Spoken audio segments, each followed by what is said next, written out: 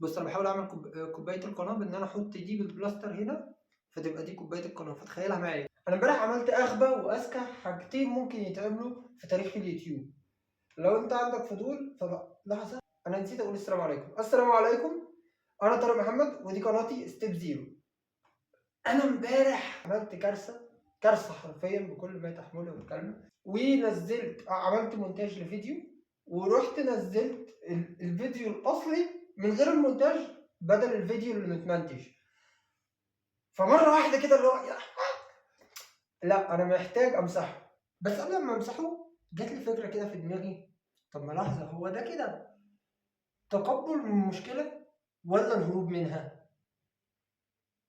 فلو انت مهتم اقعد معايا كده تمام، وهنعرف ايه الفرق ما بين انت تستحمل المشكله وان انت تتقبل المشكله، وهو اصلا في فرق ما بينهم ولا لا. نرجع خطوه لورا كده. انا دلوقتي الفيديو اللي انا نزلته امبارح ده كان كارثه تمام بكل ما تحمله الكلمه. بس لحظه، هل لو انا مسحته هتكون دي اصح حاجه انا عملتها، ولا في الاحسن منها، واللي هو حل المشكله؟ طب انا كنت همسحه الصراحه. وانا كنت همسحه جات لي فكره كده اللي هو طب ما لحظه، انا لسه كنت قايل في الفيديو اللي فات اللي هو حته تقبل ان انت تغلط. فهل ده فعلا تقبل ولا ده رفض لان انت غلطت؟ وهنا جت في بالي فكره حلوه،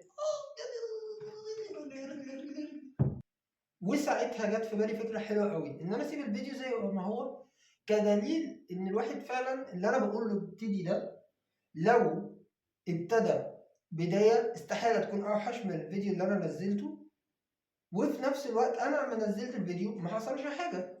طبعا ينقصنا هنا الكلام عن تقبل النقد، ومن هنا جات لي الفكره. هنا ستيب زيرو في حل المشاكل ان جنرال. قول لي انت كده برايك، حل المشكله ان احنا نستحملها، ولا ان احنا نتجاهلها، ولا ان احنا نقومها؟ طب ما تيجي نعمل مقارنه.